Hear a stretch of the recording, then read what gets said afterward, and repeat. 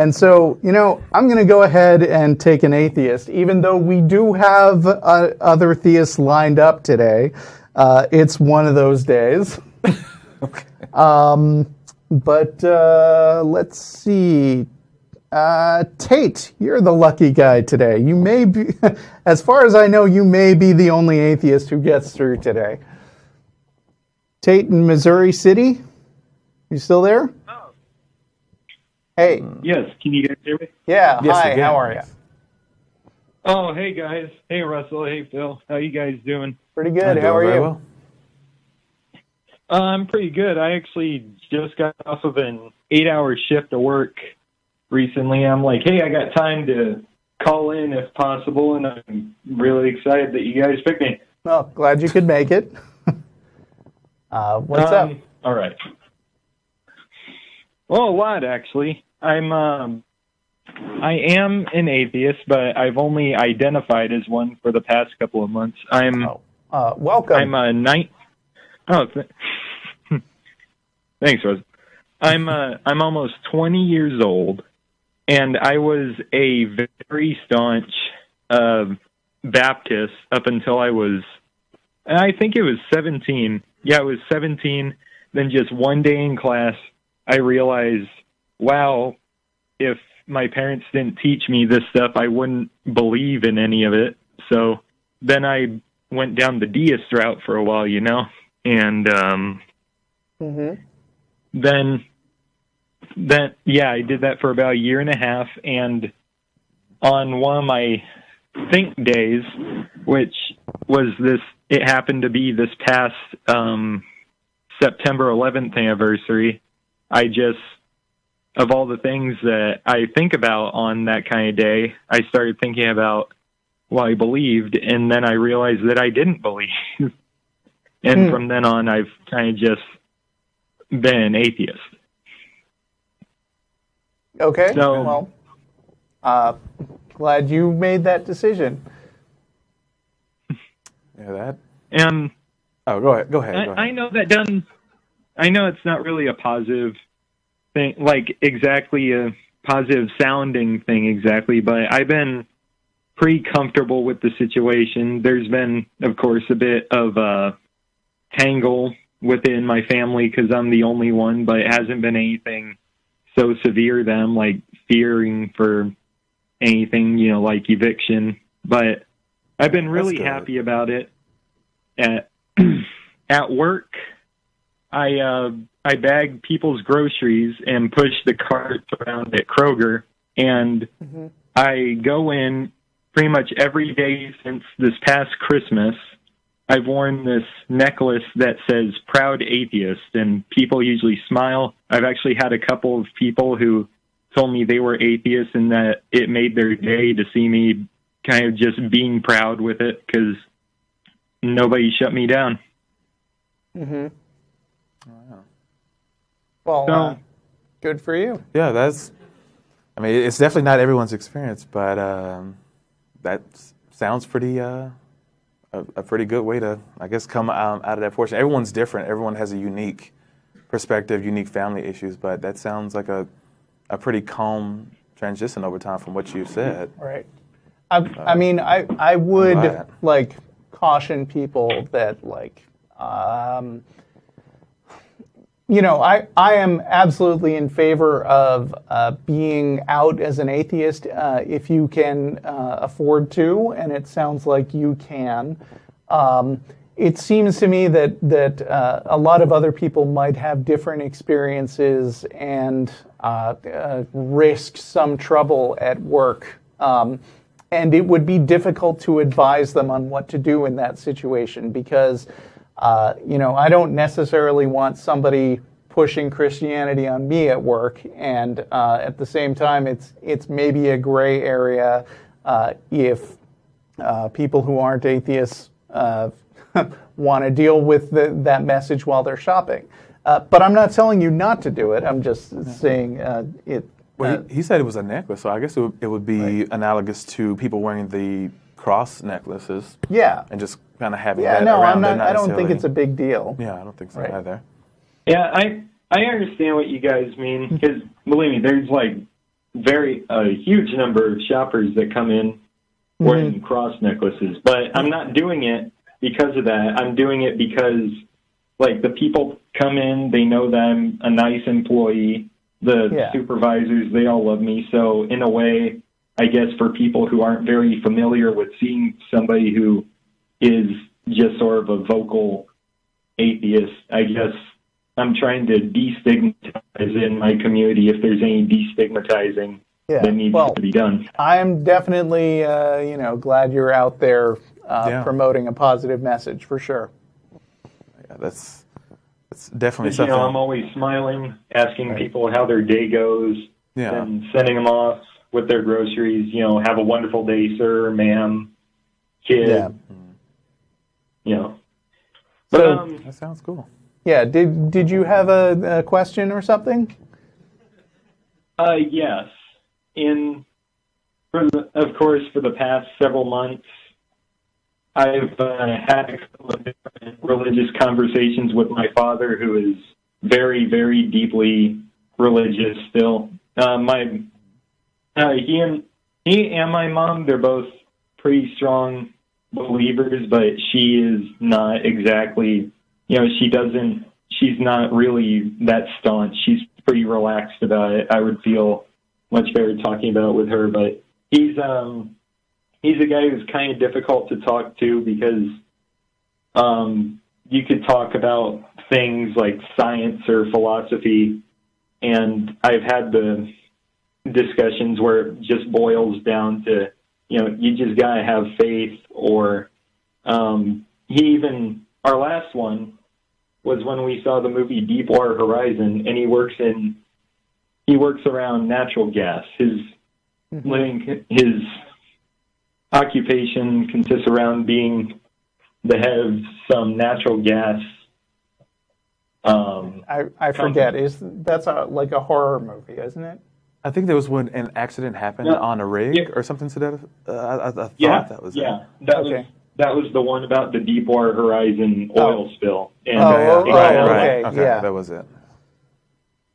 And so, like, I know that he understands science to a certain degree. Like, he understands a lot of the components and the chemistry of what can make up things like oil, petroleum, gasoline, all those. But at the same time, when it comes to things like biology and the age of the earth, he's a sort of young earth creationist, or one of those creation scientists. He's basically kind of a Ken Ham wet dream. Oh, wow. In a way. Well, that must make Thanksgiving very entertaining. And awkward.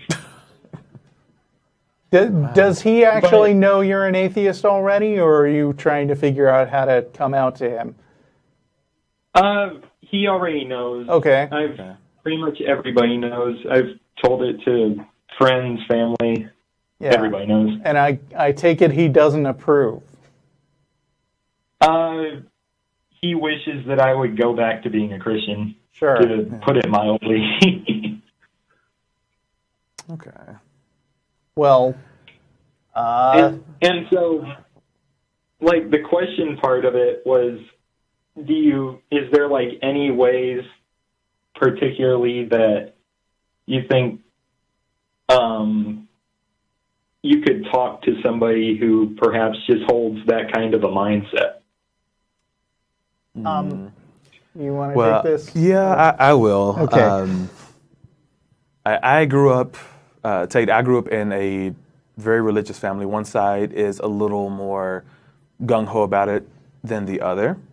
But in the situations that I've actually had conversations with a few, a cousin here or two, or just, or even my dad, who was very open-minded, I was lucky enough not to have a lot of pushback from him, because he's done a lot of searching for life itself. Right now, he goes to like a universal Unitarian church versus a specific denomination. But a lot of people in my family are very staunch Christians, and they won't hear anything else. That's just something you don't do. That's something you don't talk about. So my experience with that, actually trying to breach that subject, even tangentially talking about, a scientific discovery or something along that side, a lot of folks in my family will find a way to tie it back to God in some way or religion. Like they'll find a way to comport it with their belief system. And I haven't had much luck having those conversations. So in trying to keep the peace with the family, I usually just don't breach the subject. Like we get together for family events and holidays and we have a good time, and that's just something that I choose not to discuss. And if someone wants to discuss it, then we kind of set the ground rules for how that discussion will take place. No screaming, no yelling. Keep emotions at a minimum and just talk about whatever the subject matter happens to be. But I find that they're just not at that point. They're not ready to have that conversation or ready to really respond or accept that information that I give them, regardless of what that topic is. If it conflicts with their belief system, it's just a wall goes up and nothing will go through it, and it starts antagonizing people, and it can cause emotional regress. I'll say it in that way. But it's just, when someone's not open to having the conversation, it's very difficult to have a conversation with that person. That's the simplest way that I can really break it down. But if you want to have a conversation, if your father is open to actually having the conversation and will actually have a conversation rather than just one person talking at one person and then the other person just talking at the other and not really communicating and getting anywhere, you're the best one to evaluate the situation. You know your father the best. You know what your circumstances are, and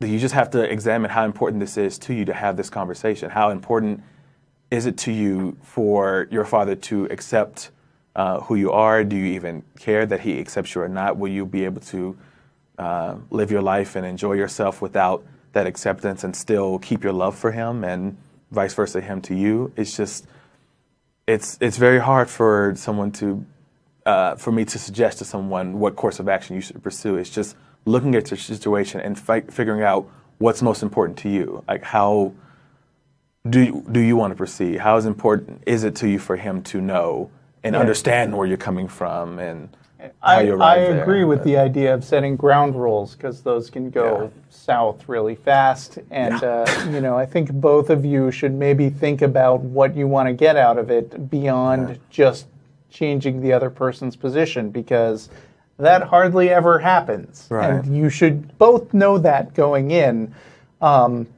And so, a little upfront stuff about how, hey, I'm probably going to continue to disagree with you, but I want you to know I love you no matter how this conversation goes. And maybe some rules like, okay, we'll each talk for 5 minutes or something like that. Like, it may seem a little too formal to put restrictions like that on on a conversation with your family. But, I mean, anybody who's ever been in any kind of counseling or discussion or therapy with more than one person, or tried to, let's say, run a board meeting, oh my God, and try to make sure everyone gets their fair say, you might find that it's a good idea to just have sort of a structured conversation instead of just something that could break down into both of you yelling at each other. Like, one of I guess I wouldn't say it's an agreement. It just kind of formed out of our conversation. But there's one person that's close to me that our arrangement is that she's very religious. She's still holding on to it with all of her might, but she cares about me. She's curious about my mindset, and she knows that I do all these volunteer things, and she sees the pictures and all that kind of good. So she wants to know where I'm coming from and what exactly I believe, because she did approach me thinking that I was advocating that, yes, there is no God, making that positive claim. And I'm like, well, no, I'm not actually making that claim, and having to explain to her whether it is what we do is we'll take it just in little chunks. When we get together, we talk about everything under the sun. We'll go out or shopping, whatever else is going on. And she's the one that initializes the question. And so every time it happens, she'll get a very serious face. And she'll present a question like this very recently. She asked, well, have you considered other religions? Have you considered going into another portion? And I said, well, it's this.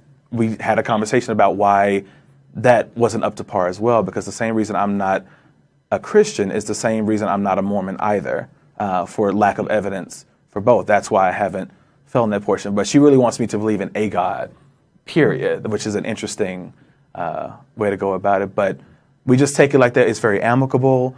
She listens to what I have to say. I listen to where she's coming from and try to empathize with what background she's come from and how she's approaching the situation. And 5 to 7 minutes later, we're back on to whatever other topic is going on. And that's how it goes. And this happens like months apart from each other. She'll get a little tidbit and then let it go. And we just keep on going. But we're still amicable, we're still nice, and we still love each other. We just, it's, it's worked for us. So. Well, that's really awesome to hear. And that is, I think that is basically what my father and I do on a small scale, is we usually do make up pretty quickly after that if we have something that ever gets heated. Because I know that you guys probably already assumed, I'm not trying to give off the wrong impression, and he loves the family dearly. He doesn't neglect us in any way, really. Mm-hmm.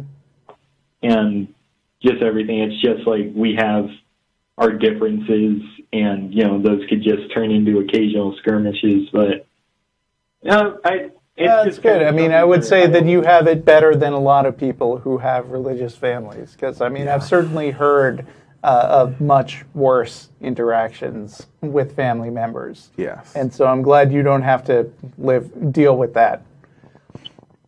Right. So, he knows that at some point in the future that I definitely do want a family, but he's told me things like I'd say that probably like the thing that I felt most uncomfortable about him saying is that when he has grandkids and we see him, it's possible they might start proselytizing to them, but I don't worry about that too much. You're going to be in charge of your kids, and he's not. Agreed. So you might find it necessary in the same vein to sort of set ground rules for his visitation with your kids, because it's one thing to have respectful conversations with another person. It's another thing to sort of intentionally undermine your parenting and your authority in front of your kids. But that's something you're going to have to deal with when you come to it. And I think we're going to need to move on for now. All right. All right. Yeah, good luck in your conversations, Tate, and contact us on Facebook or email, or if you have any other questions. But that type of thing, it's very individualistic. Everyone's situation is unique, and so giving advice on that can be hard, but there's a lot of support out there, so hope you can find it. So we're almost to 6 o'clock now, but we got a little bit of a late start due to the issues up front. Technical stuff. I'm going to not shortchange people who are listening to this.